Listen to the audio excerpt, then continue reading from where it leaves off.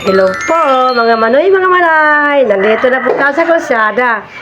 Bibili na po tayo ng palay. Gawa po naman, tindi po ng init. Nagpatulong na po ako kay Jomar pagbuhat. Dinatanggal ko na po ang tali para magbilad na. Ito na po si Jomar, oh. Nagpatulong na po ako. Hindi ko po kasi kaya. Mabigat po, sobrang bigat ang isang sako. Kita nyo?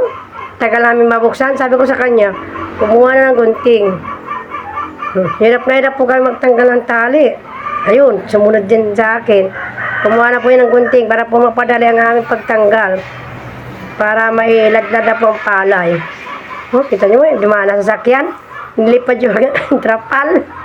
Ayun, binaksak ko na. Ayusin ko na po yung trapal. Tagal ni Jomar bago makabalik. Sobrang init sa kalsada.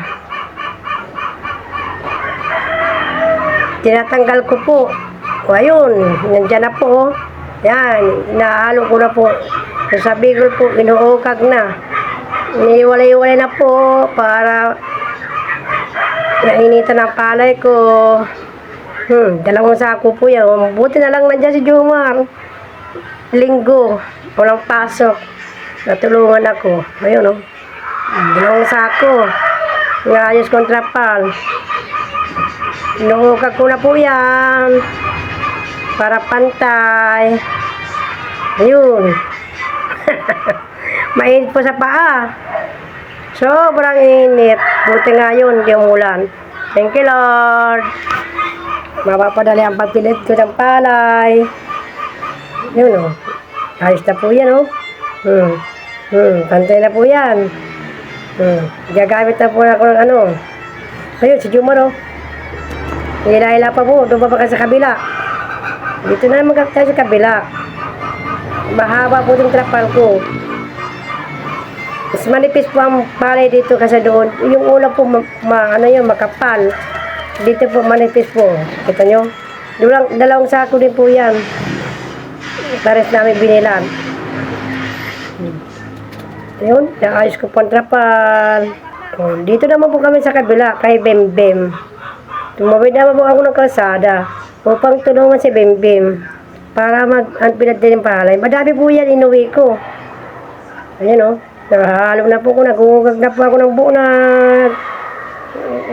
nagugugag po tayo ng palay para matuyo kagan, para may saray na may tabi na sa bahay namin. Tinulungan ko muna po yan para madali, di mahirapan. Gawa po ng tindi ng init. Kung mahina po ang iyong resistensya, bibigay po ang iyong katawan. High blood yung ka po niya, na-attacking ka po ng high blood. Yun, ang ganda po ng palay ko. Wala po yan ipa, puro po yung palay, naninilaw. Ayun, na po, hapon na po ngayon. Papumpun na po kami ng aming binila sa maghapon. Nasako po namin ulit. Marami pong maraming tapon. Inanap po yan ng manok, ginayas. Ayan po. Magliligpit na po kami ng palay. Mag-aalas 5 na po yun ng hapon. Wala nang araw dyan sa aming binila na ng palay. Ayan, hawakan ko na po ang sako. Si Jomar na po ang magsasandok. Ayun. Tulong-tulong po. Nakajakit po ko dyan dahil gawa po Makati. Saka nakapantalong po ako. Gawa po ng mainit po sa paa. Grabe. Ayun, oh. Sako na po kami. Pangalawang sako na ata ito. Tatapos na kami. Inaano ko. Tinitipon ko na mo yung mga tira-tira. Ay, unang sako pala. Bali, dalawang sako yan na bilad namin. Bali, 4 yun sa kalsada. Ano, sinisimot ko na po ang palay para lahat mailagay sa sako. Malaking tulong po si Jomar. Nandyan siya. Kung ako lang po, di ko po yan kaya. Sobrang bigat ng isang sako. Wala naman po yung asawa ko. Nasa trabaho. Buti na lang, nandyan si Jomar, walang pasok. Siya po taga-sandok. Ako po taga-hawak ng sako. Tapos na po kami.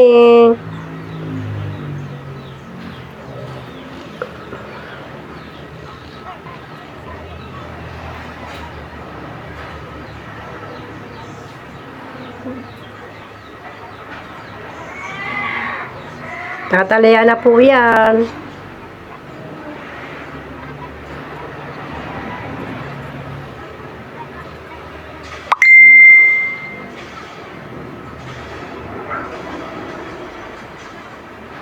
Na, liligpitin po na namin yung ano, trapal. Liligpit ako ng trapal. Ayun, tulong din naman kami ni Jomar magligpit. Diyan yan po ang pag-ayos namin ng trapal, oh. Kita nyo? Ginaganyan-ganyan lang po ang pagligpit ng trapal.